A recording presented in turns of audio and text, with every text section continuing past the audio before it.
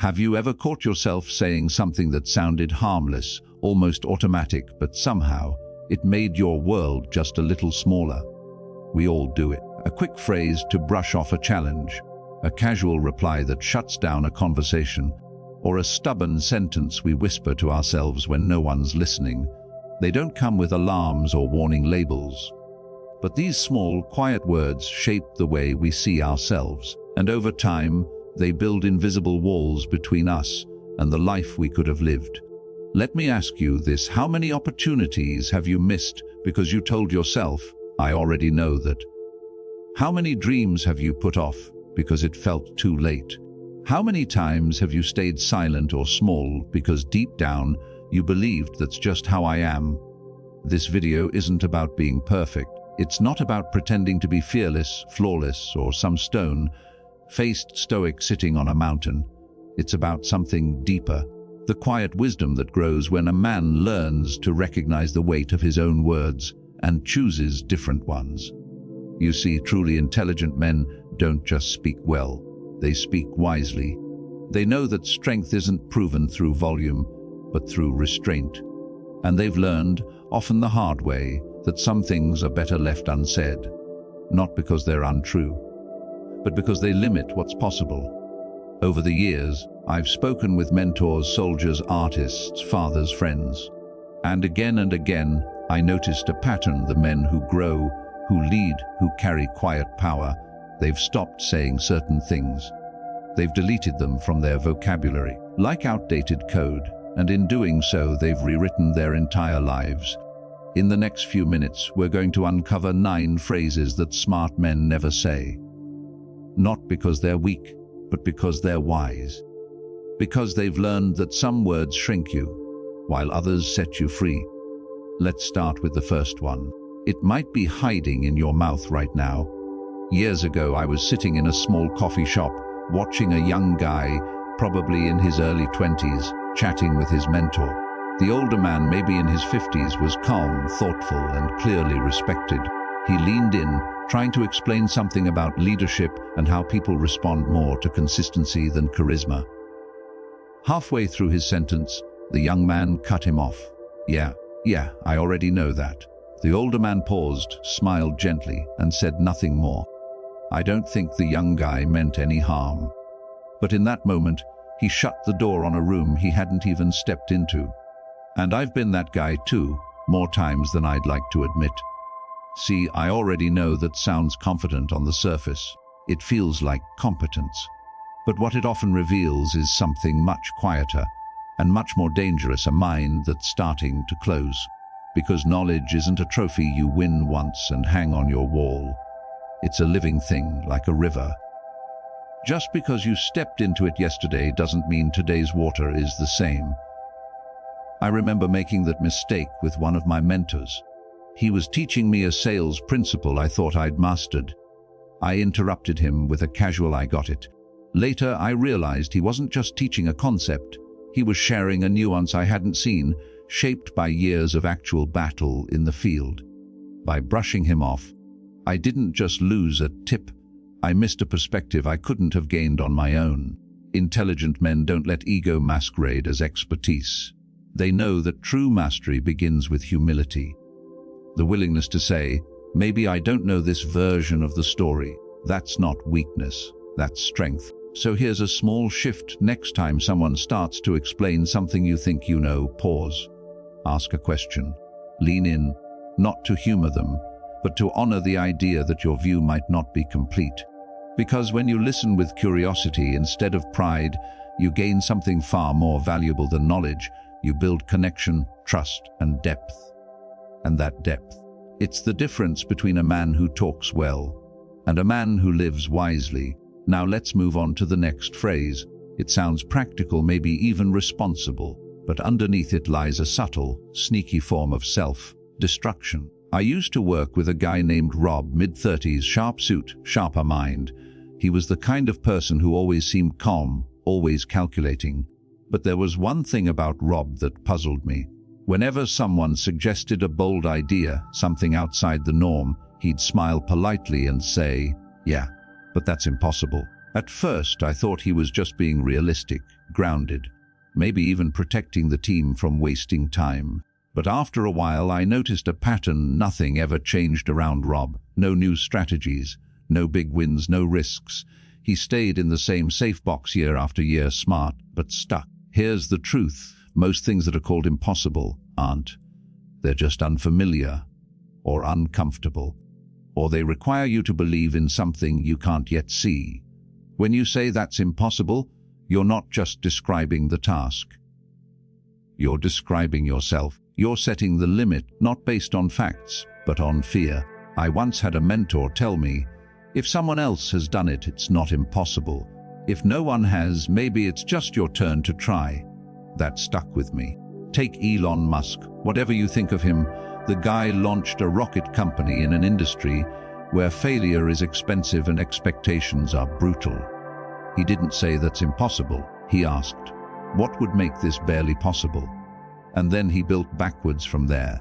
That's how intelligent men think. They don't get paralyzed by the size of the mountain. They look for the next step they can take with the tools they already have. And that's the shift. When your mind whispers that's impossible, try responding with, what part of this can I control today? That single question transforms dead ends into doorways. Stoic philosophy teaches us that the obstacle is not the problem. It's how we see the obstacle. Change the lens, and you change the outcome. Because sometimes the only thing stopping you from breaking through is a two-word sentence you've repeated too many times. Now let's talk about another phrase. It sounds harmless, even justified, but it's one of the fastest ways to give away your power without even realizing it. A few years ago, my friend Chris lost a major client at work. It was a big deal, 6 figures on the line, months of trust built up. When the fallout happened, Chris was quick to explain. The team dropped the ball. The client kept changing their mind. The timing was just bad. And you know what? He wasn't wrong. But as I listened, I noticed something missing. There was no I could have. No here's what I'll do differently next time. Just a clean disconnection from the mess. And that's where things quietly broke down. Because here's the thing, every time we say that's not my fault, we might protect our ego. But we also surrender our influence. Responsibility isn't about blame, it's about power. It's saying I may not have caused this, but I can help change what happens next. I remember learning this the hard way myself. I botched a group project back in college. One team member forgot his part and we missed the deadline. I was furious. Told the professor it wasn't my fault. He looked at me and said, maybe not. But did you follow up? Did you check in before it was too late? Silence. Because the answer was no. And that moment changed me. Taking responsibility isn't always about being at fault. It's about asking what part of this was within my control. Even if it's just 5. Even if it's only how you reacted. That's where growth begins. The Stoics understood this deeply. Epictetus wrote, it's not what happens to you, but how you react to it that matters. And those reactions, they build your character. They shape your reputation. They create your future. So next time something goes sideways, pause. Before pointing fingers, ask yourself, what could I have done differently? Just one thing. That small reflection doesn't weaken you. It strengthens you. Because ownership leads to learning, and learning leads to change. Now let's look at another phrase. It's wrapped in pride. It sounds like independence, but if we're not careful, it quietly pushes people and possibility away. When I was 26, I hit a wall. Work was piling up. My health was slipping. I was showing up for everyone, but slowly disappearing from myself. Still, whenever someone asked how I was doing, I smiled and said, I'm good. I've got it handled, and I believed it. Because somewhere along the way, I'd learned that real men don't ask for help. They carry their own weight, alone, silently. But here's what I've learned since: that mindset doesn't make you strong. It makes you isolated. This idea that independence means doing everything on your own is a trap, and it's woven deep into the way men are taught to show up in the world. We admire the lone wolf, the self-made man, The guy who never complains, never cracks. But that image, it's just that, an image. And it's costing us. I remember reading about Abraham Lincoln. Strong, stoic, burdened by a divided nation. But behind the scenes, he built a cabinet full of people who disagreed with him. He sought out their opinions. He didn't fear asking, because he understood what too many of us forget: wisdom isn't born from isolation. It grows in conversation, in collaboration, in shared struggle. I finally learned that lesson after I opened up to a friend just once. I told him I was overwhelmed. He didn't judge me. He nodded. He'd been there too. And in that moment, I felt something I hadn't in months: relief, connection, strength, not in pretending I was fine, but in admitting I wasn't.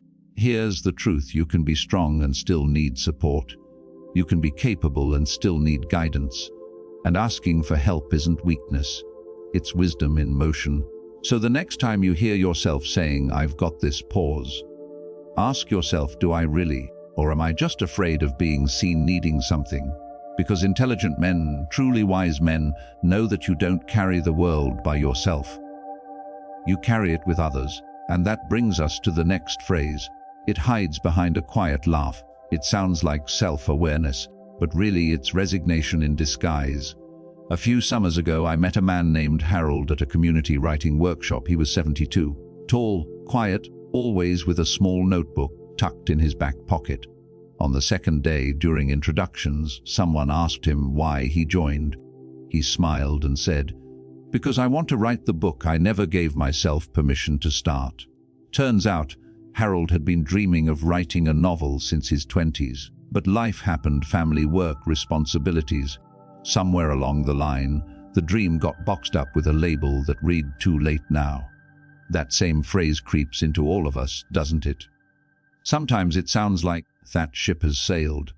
Other times it's a quiet whisper, "I missed my chance."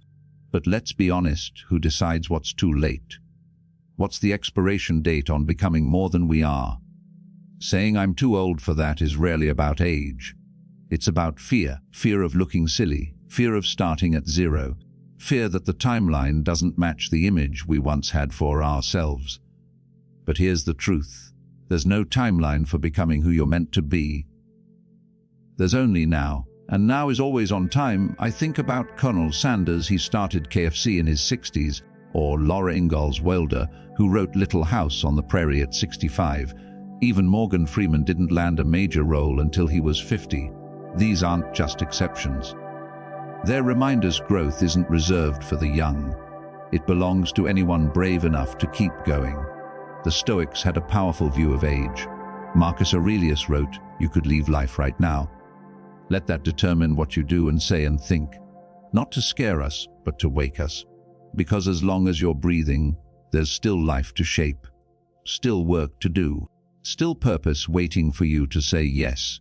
So if you've ever said, "I'm too old for that," ask instead, what would it look like if I began today, without shame, without rush, just with courage? Because courage doesn't check your birth certificate. It only asks if you're willing. And speaking of time, there's one more phrase that sounds innocent, but it slowly steals your days, your energy, and sometimes your future. Thomas had a great life on paper, successful career, 2 smart kids, a nice house in the suburbs, and a father who lived just 2 towns away, quiet, kind, and getting older.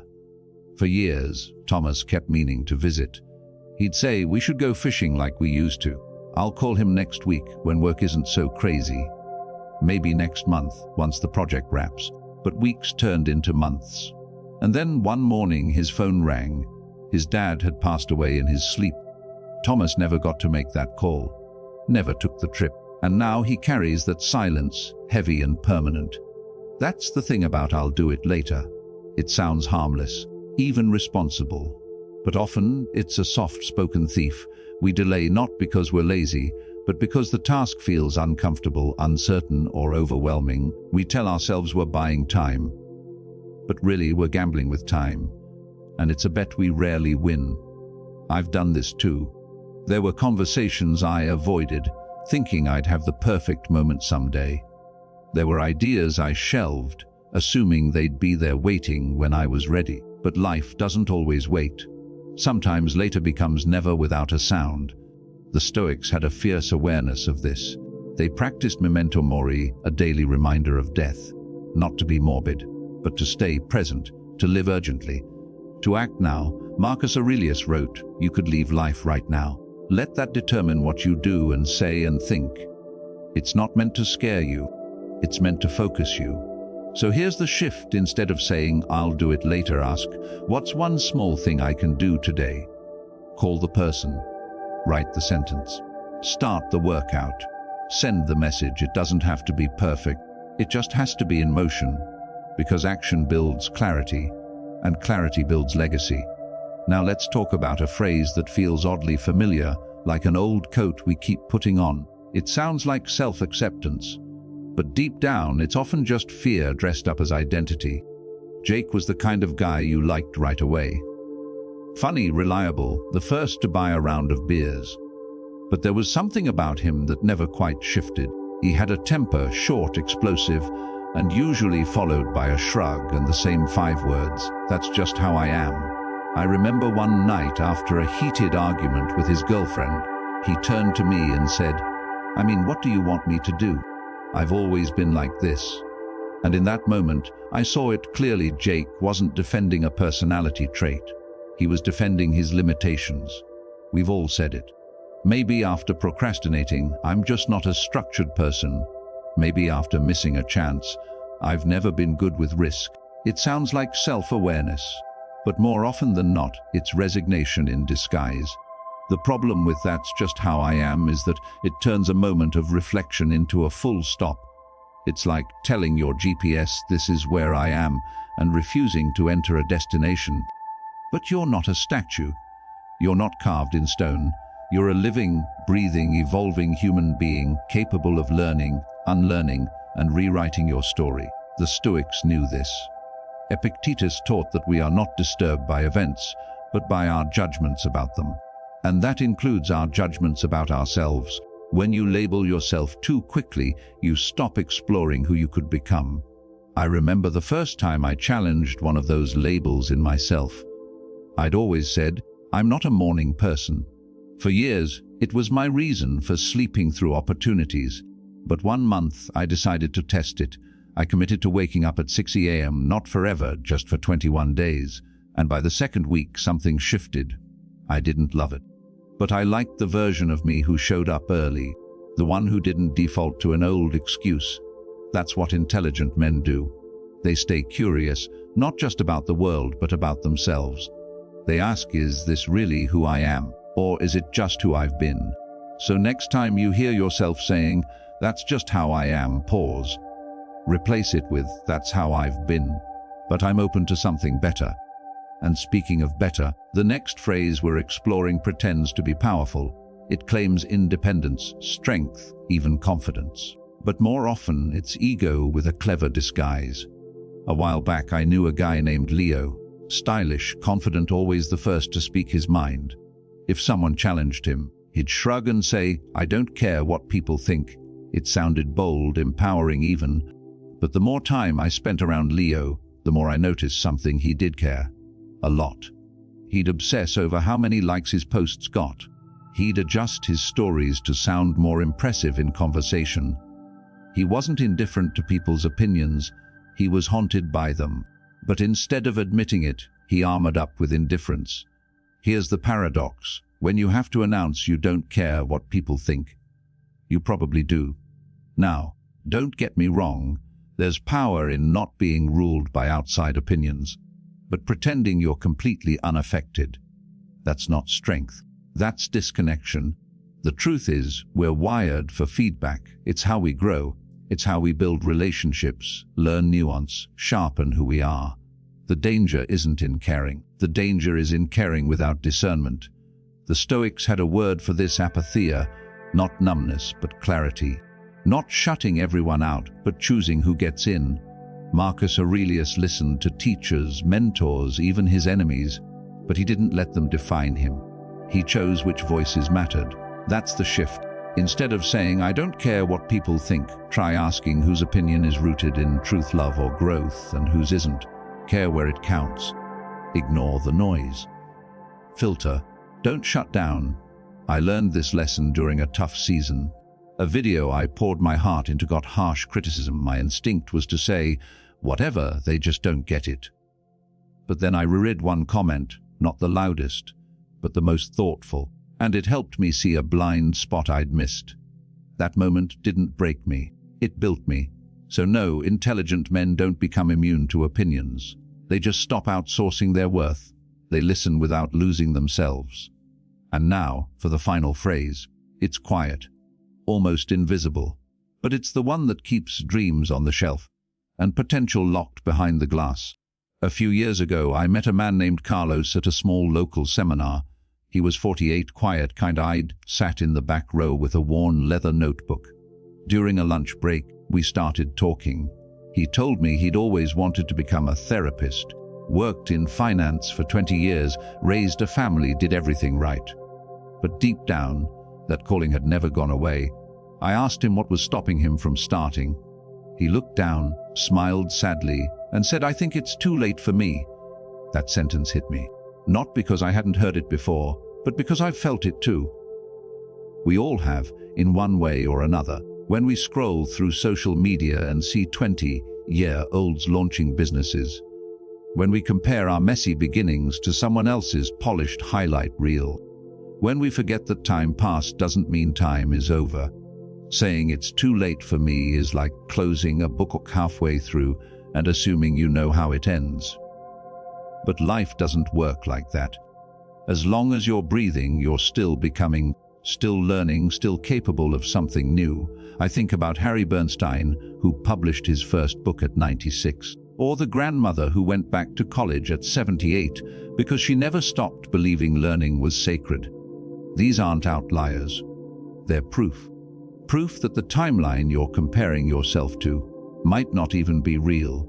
The Stoics remind us that comparison is a thief of presence. Seneca wrote, "It is not that we have a short time to live, but that we waste a lot of it, and the worst way we waste it by assuming we've already missed the window." Here's the truth: you don't need more time. You need more belief. Belief that starting now is still worth it. That 5 years from now, you'll thank yourself for beginning today instead of sitting in regret wishing you had. Carlos eventually did apply to school, took night classes, graduated at 52, and today he's helping people heal, not despite his delay, but because of the life he lived first. So if you've ever whispered that line to yourself, "It's too late for me," please hear this. It's not. It never was. You're not behind. You're right on time for your next beginning. And maybe, just maybe, that next beginning starts right here, with the choice to leave behind these 9 small phrases and step into a bigger, wiser life, one quiet word at a time.